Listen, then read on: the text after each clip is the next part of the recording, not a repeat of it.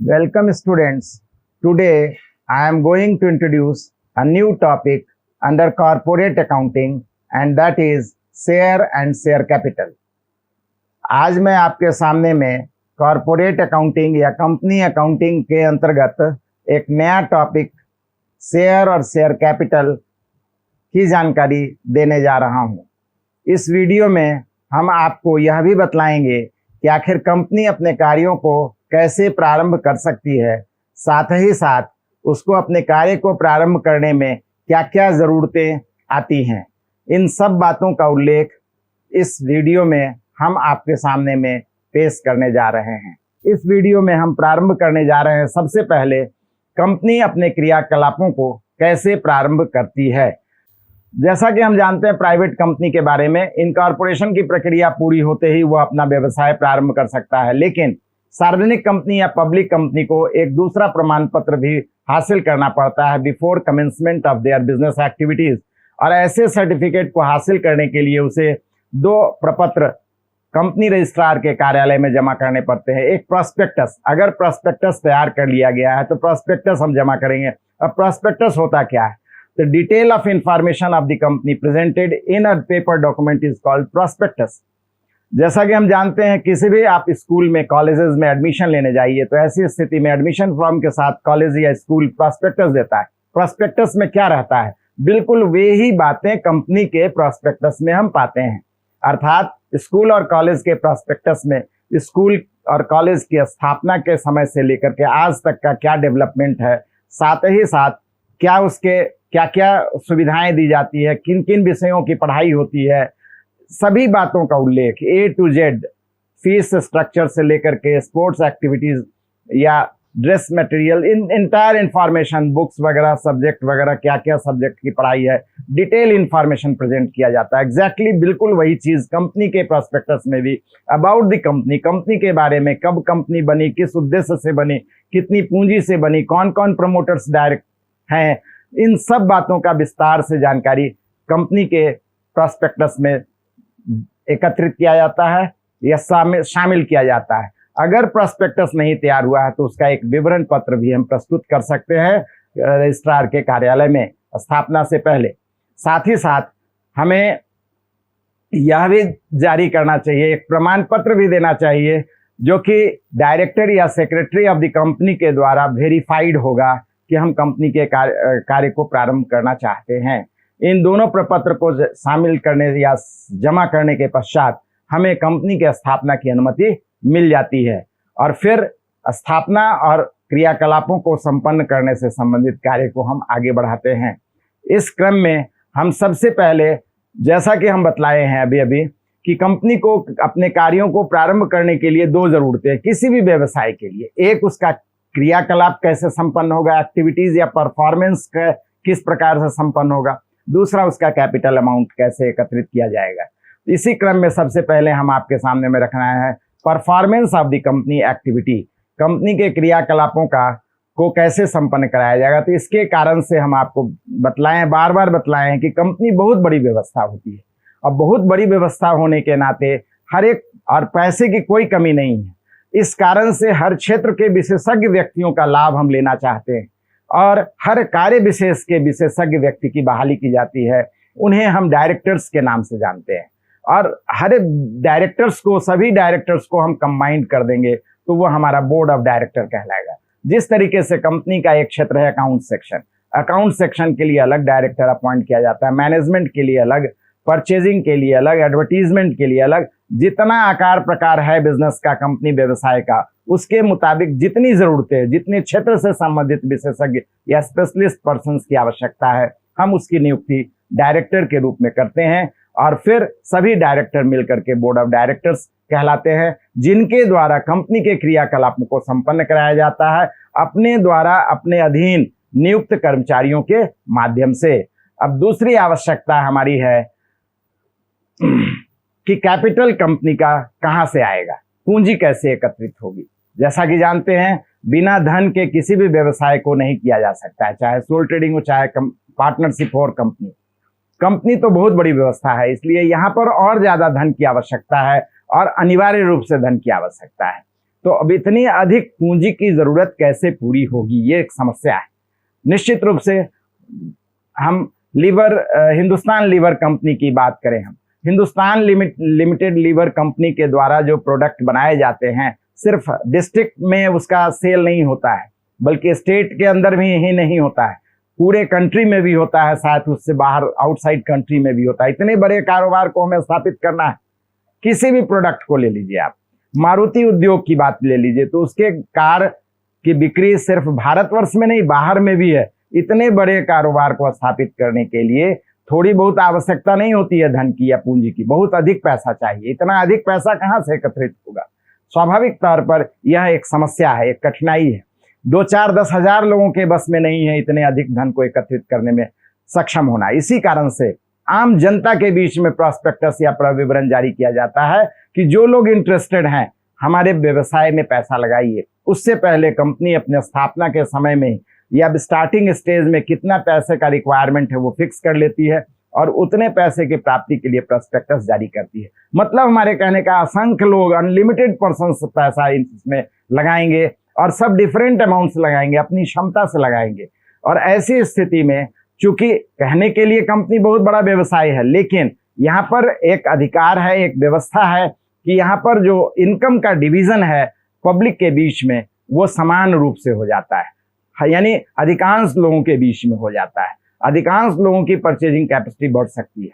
Soul trading partnership की जैसी बात नहीं है कि जो लोग मालिक है उन्हीं को लाभ का हिस्सा मिलेगा।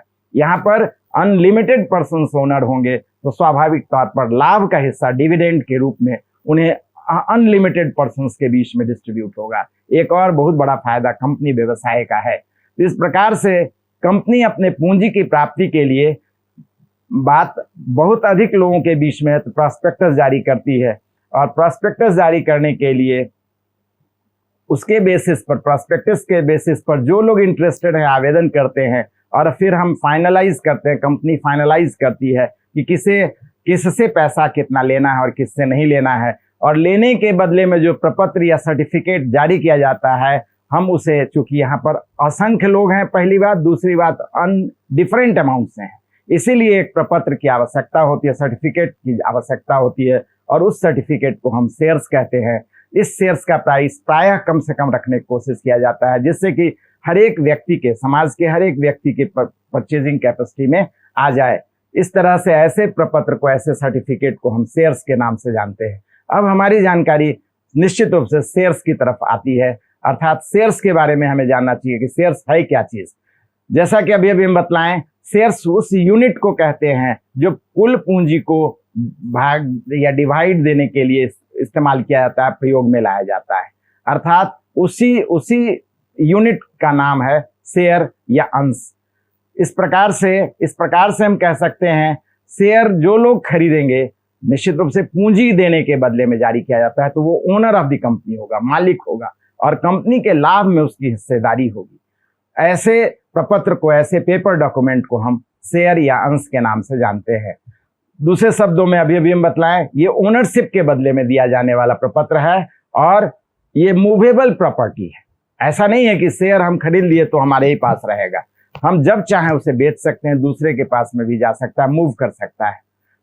साथ ही साथ भारतीय सेल ऑफ गुड्स एक्ट में इसे गुड्स का दर्जा दिया गया है, और जैसा कि स्पष्ट हो रहा है, इससे जब मालिक है वो लोग जो शेयर्स खरीद रहे हैं, तो स्वाभाविक तौर पर उनको कंपनी के एसेट्स और लायबिलिटीज पर एक सीमित अधिकार की प्राप्ति हो जाती है।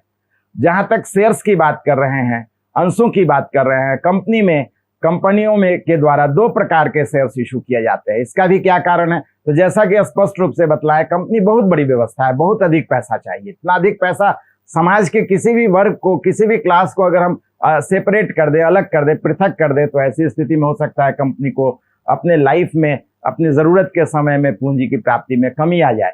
इस कारण से निश्चित रूप से समाज के हर वर्ग को एक साथ लेने की कोशिश की जाती है। इन्हीं कारणों से जो कंपनी अधिनियम में, कंपनीज एक्ट 2013 में बतलाया गया है कि कंपनी के द्वारा प्राय 2 प्रकार के शेयर्स इशू किए जाते हैं।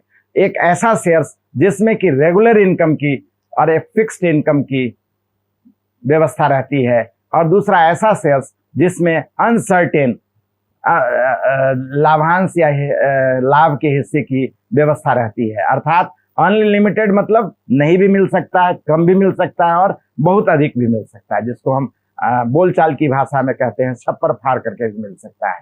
इस प्रकार की भी व्यवस्था पाई जाती है। इन्हीं कारणों से दो प्रकार का शेयर्स कंपनी के द्वारा जारी किया जाता है। एक शेयर्स का नाम है प्रेफरेंस शेयर्स, पूर्वाधिकार अंश, और दूसरा है इक्विटी शेयर्स। अब प्रेफरेंस शेयर्स से मतलब किस प्रकार के शेयर्स से है? निश्चित रूप से वैसे शेयर्स जिसमें कि निम्न अधिकार या प्रेफरेंशियल अधिकार होता है, पहला अधिकार होता है, वैसे शेयर्स को हम प्रेफरेंस शेयर्स के नाम से या में शामिल करते हैं। जिसमें वैसे शेयर्स को शामिल किया जाता है जिस पर कि लाभांश के भुगतान की दर एक फिक्स्ड रेट से रहती है। निश्चित रूप से पूरे जीवन काल में कंपनी अपने ऐसे अंशधारियों को एक फिक्स्ड रेट से लाभांश का भुगतान करता है। साथ ही साथ इक्विटी शेयर्स के लाभांश के भुगतान से पहले इन शेयर्स के लोगों को, मालिकों को आप कह सकते हैं कि लाभांश का भुगतान किया जाता है। और साथ ही साथ इसका अंत जो है, इसकी वापसी जो है, अनिवार्य रूप से 20 वर्ष के अंदर में कर दिया जाता है। मतलब साफ है, इससे स्पष्ट है। अब दूसरी बात यह भी है कि इक्विटी शेयर्स के पहले इसकी वापसी की जाती है, उसकी इक्विटी शेयर्स के कैपिटल के पहले इसकी वापसी की जाती है। इससे भी स्पष्ट हो जाता है कि यह शेयर्स कंपनी के हिसाब से लोचपूर्ण है, इलास्टिसिटी पाई जाती है इन कैपिटल इस शेयर्स के कारण से। जब जरूरत होता है कंपनी ऐसे शेयर्स को बढ़ा लेती है, इशू कर देती है, और जब शेयर्स जरूरत नहीं रहता है तो ऐसे शेयर्स का रिडीम कर देती है, वापसी कर देती है धन का। इस कारण से भी कंपनी के पॉइंट ऑफ व्यू से प्रेफरेंस शेयर्स को जारी किया जाता है।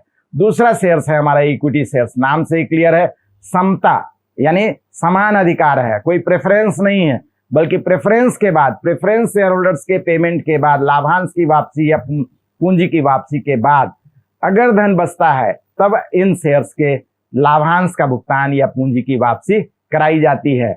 और इसमें कोई रेट फिक्स्ड नहीं रहता है लाभांश के भुगतान का, बिल्कुल स्पष्ट हो चुका है।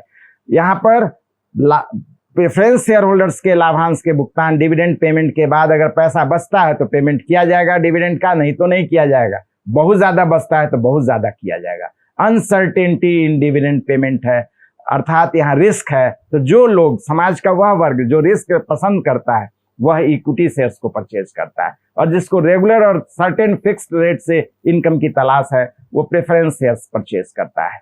और साथ ही साथ इस शेयर्स पर यह भी अधिकार होता है कि कंपनी के हर सभा में वो वोटिंग राइट रहता है, मैनेजमेंट में उसका महत्वपूर्ण भूमिका रहती है।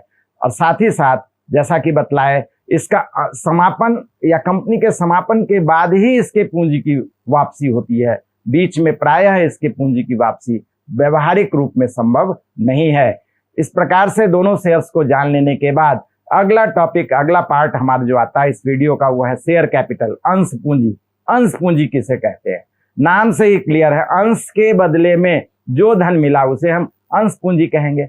यानी शेयर कैपिटल का मतलब है शेयर्स के अगेंस्ट में जो अमाउंट कंपनी कलेक्ट कर पाती है, हम उसे ही शेयर कैपिटल के नाम से जानते हैं। जैसा कि स्पष्ट रूप से हम बतलाए भी हैं, share capital means the capital raised by the company through issue of shares. अंशों को जारी करने के बदले में, अंशों को बेचने के बदले में जो धन कंपनी प्राप्त कर पाती है उसे ही हम अंश पूंजी कहते हैं। सामान्य व्यवसाय में ये सोल ट्रेडिंग पार्टनरशिप में इसे पूंजी कहते थे। यहाँ चूंकि शेयर्स के थ्रू ये पैसा मिलता है, इसी कारण से इसका नाम दिया गया है शेयर कैपिटल। और इस तरीके से हर अनेक लोगों से मिले हुए पैसे को जब पूरा इकट्ठा कर देंगे तो हमारा कहलाएगा शेयर कैपिटल अमाउंट। इसके बाद अब जहां तक शेयर कैपिटल की बात करते हैं तो कंपनी में शेयर कैपिटल के लिए अनेक टर्म व्यवहारिक रूप में इस्तेमाल में आते हैं। उन सभी टर्मों की जानकारी की आवश्यकता है, अर्थात वन बाय वन हम इन सभी टर्मों को विस्तार से जानकारी देंगे। लेकिन फिलहाल हम नाम से पहले आपके सामने में जानकारी देते हैं, प्रस्तुत करते हैं। सबसे पहला है ऑथोराइज्ड कैपिटल, अधिकृत पूंजी। फिर है इशूड कैपिटल, निर्गमित पूंजी। सब्सक्राइब्ड कैपिटल, प्रार्थित पूंजी। फिर है कॉल्ड अप कैपिटल, मांगी गई पूंजी। और लास्ट में है हमारा पेड अप कैपिटल। एक एक करके इसकी जानकारी हम आगे आपको देने जा रहे हैं। सबसे पहला है हमारा ऑथराइज्ड कैपिटल, अधिकृत पूंजी, जिसको हम registered capital, maximum amount of capital या नॉमिनल कैपिटल के नाम से भी जानते हैं। जैसा कि आपको मालूम है, कंपनी की स्थापना के समय में प्रोस्पेक्टस में इस बात को इन्फॉर्म करना पड़ता है, लिखित देना पड़ता है कि कंपनी की स्थापना में अधिकतम कितनी पूंजी होगी, पूरे लाइफ में वो कितना पैसा से व्यवसाय कर सकता है अधिकतम, उसी अमाउंट को हम ऑथराइज्ड कैपिटल के नाम से जानते हैं। जैसा कि अभी हम आपको बतलाए हैं, इसी प्रोस्पेक्टस के बेसिस पर कंपनी का रजिस्ट्रेशन होता है, मतलब इसे रजिस्टर्ड कैपिटल भी कहते हैं या ऑथराइज्ड कैपिटल या नॉमिनल कैपिटल इसलिए कहते हैं क्योंकि वास्तविक पूंजी ये नहीं है, लोगों से मिला हुआ धन नहीं है, ये पूरे जीवन में हम कलेक्ट कर सकते हैं, इसलिए इसका नाम है नॉमिनल कैपिटल भी। दूसरे शब्दों में इसे अभी हम बतलाए कि मैक्सिमम अमाउंट ऑफ कैपिटल है और इसका जिक्र मेमोरेंडम ऑफ एसोसिएशन में आवश्यक रूप से रहता है। दूसरी पूंजी है हमारा इशूड कैपिटल। जितनी भी अधिकतम पूंजी है, ऐसा नहीं है कि शुरू में ही सभी पूंजी की प्राप्ति कर ली जाए, जब जब जितनी पूंजी की कंपनी को आवश्यकता होगी उतने उतने शेयर्स की कोई जारी करेगी और पैसा प्राप्त करेगी। तो जिस समय में जितने शेयर्स को जारी करने का निश्चित निर्धारण हुआ है, that amount of on the basis of that amount of capital is called as issued capital। मतलब मान लेते हैं हमने कंपनी को स्थापना 5 करोड़ रुपए से की, 10 रुपए वाले शेयर से, मतलब 50 लाख शेयर्स है, उसमें से अभी हमको 50,000 शेयर्स 10 रुपए वाले इशू करने हैं, तो अभी का हमारा जो इशूड कैपिटल होगा वो 5 लाख होगा, 50,000 इंटू 10, और maximum amount of capital 5 crore है, ऑथराइज्ड कैपिटल होगा 5 करोड़। अब इन इशूड कैपिटल में से लोग कितना शेयर्स लेना पसंद करते हैं, शायद हमारे इशूड नंबर से ज्यादा या कम या बराबर कुछ भी हो सकता है, कितना भी एप्लीकेशन आ सकता है, लेकिन एक बात याद रखना है, जितना हमने हमारी जरूरत है एट प्रेजेंट उससे ज्यादा तो कभी हम शेयर्स दे नहीं सकते, उससे ज्यादा पूंजी कलेक्ट कर नहीं सकते हैं। इसका मतलब है इशूड शेयर्स में से जितने भी लोग आवेदन किए हैं, जिसको हमने एक्सेप्ट कर लिया जिसके आवेदन को, वो हमारा कहलाएगा सब्सक्राइब्ड या प्रार्थित या अप्लाइड नंबर ऑफ शेयर्स के बेसिस पर जो कैपिटल है। और कैपिटल का मतलब होता है पूरा रेट, 10 रुपए रेट का शेयर है तो 10 रुपए के रेट से जो अमाउंट आएगा वो हमारा सब्सक्राइब्ड कैपिटल के नाम से जाना जाएगा। इसके बाद आता है हमारा कॉल्ड अप कैपिटल। निश्चित रूप से जितना भी आवेदन आया है, उसमें से जो भी हमने एक्सेप्ट कर रखा है, उससे टाइम टू टाइम कंपनी अपने रिक्वायरमेंट के अकॉर्डिंग पैसा कलेक्ट करती है, मांगती है। तो जितना रेट से पैसा मांग लिया गया है up to accounting date, that amount is called as called up capital. मांगी गई पूंजी नाम ही है। सब्सक्राइब्ड कैपिटल का जितना पैसा मांग लिया गया है, अब मांगा गया पैसा जरूरी नहीं है कि सब लोग दे देंगे, कुछ लोग दे भी सकते हैं, नहीं भी दे सकते हैं। तो जब नहीं देने वाले को हम हटा देंगे, सिर्फ देने वाले अमाउंट को इंक्लूड करेंगे, कंबाइंड करेंगे, तो that amount is called as paid up capital. It is that portion of called up capital against which payment has been received। जितना पैसा हमें मिल चुका है हम उसे ही पेड अप कैपिटल के नाम से जानते हैं। अगला वीडियो जो हम प्रेजेंट करेंगे वो हम व्यवहारिक रूप से प्रैक्टिकल क्वेश्चन के एग्जाम के पॉइंट ऑफ व्यू से जो प्रैक्टिकल क्वेश्चंस आते हैं उसका सबसे इंपॉर्टेंट टॉपिक है हमारा इशू ऑफ शेयर्स। पूंजी की प्राप्ति के लिए अंशों को कैसे हम जारी कर सकते हैं, इसी की जानकारी विस्तार से आगे के वीडियोज में, एक से अधिक वीडियो इस पर चलेगा, इसलिए हम देते जाएंगे। Thank you.